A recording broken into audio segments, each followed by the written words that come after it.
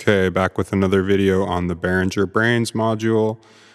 This video is about using it as an LFO. Someone on Reddit was asking just for general module tips or what tricks you've been using lately. And I mentioned using the Brains as an LFO.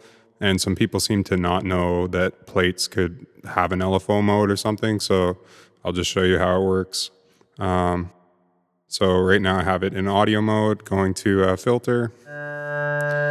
If we hold the mode and turn the harmonics knob, you can see the yellow light.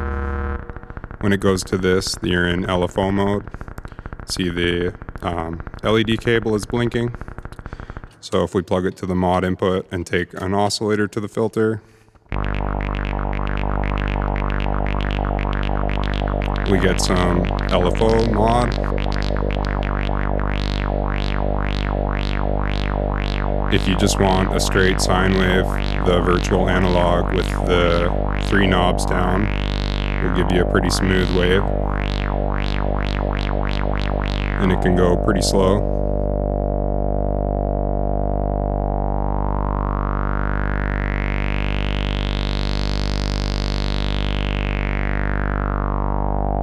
So the Brains module has 2 outputs, so we get 2 LFOs depending what the mode is doing. You'll see the LED cable is a little different on this output than the first one. So if we turn it up,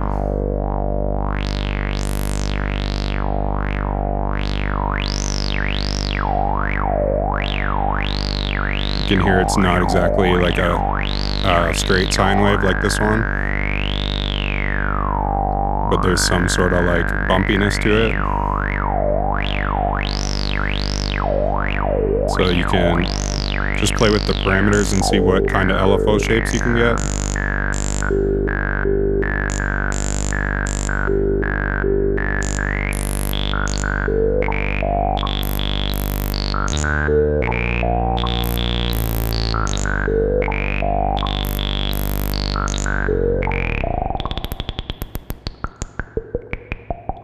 Sometimes you might hear it better on certain sounds, like a pinging filter or something like that.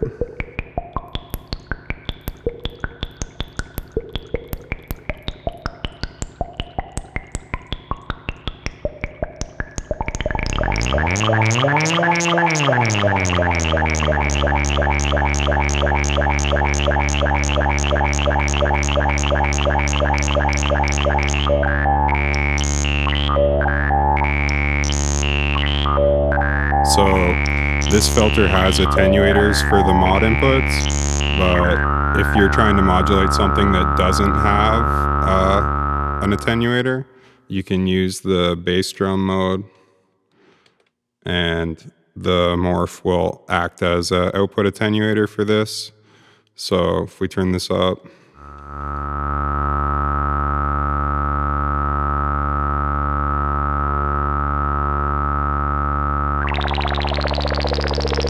only when we turn the morph up do we get LFO.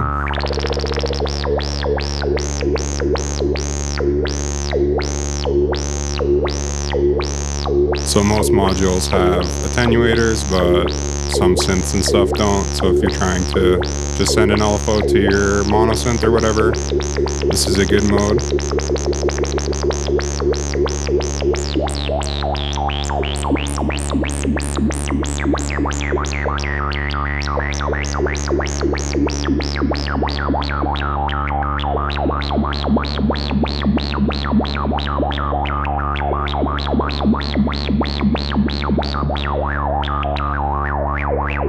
Another pretty useful one is the rain mode, which can be like a random LFO.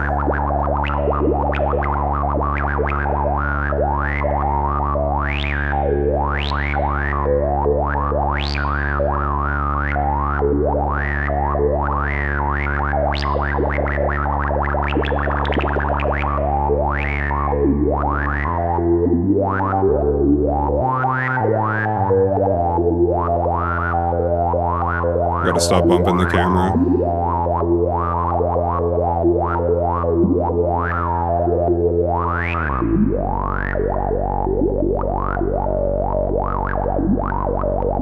So if you,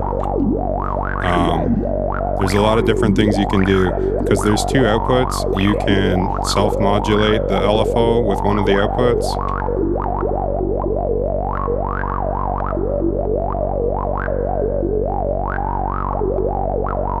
Or if you want it to get really crazy, you can send one of the LFOs to the model input. You see now the lights are going pretty crazy. This is maybe limited usefulness, but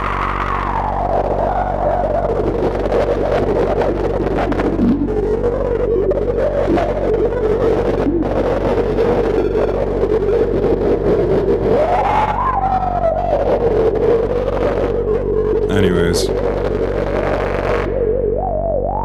there's also the level control, which will affect the output of the LFOs.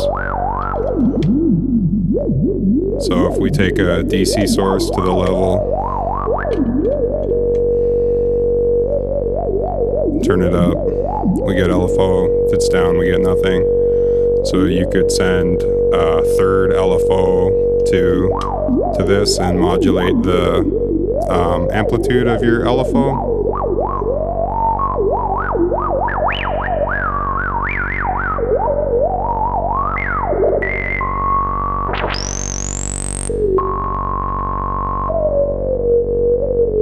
You can also use the trigger input to reset the LFO.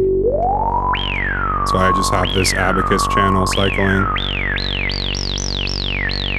So if we go back to rain or something, we can kind of clock the random.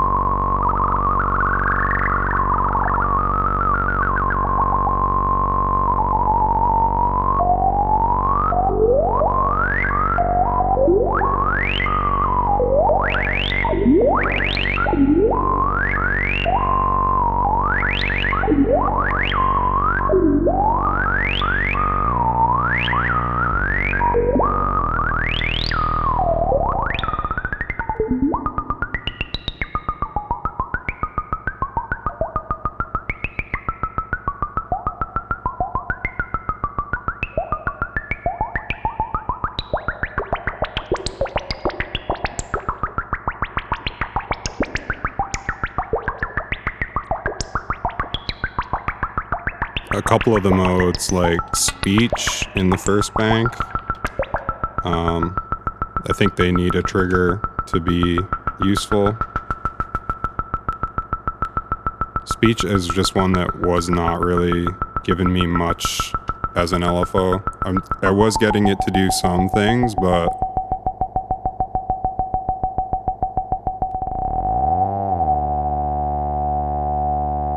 it was like very limited knob range where it did anything. Here it's not doing anything. But I went through them all and they all do something. But some of them have really low levels, so you have to boost or like open your attenuators all the way.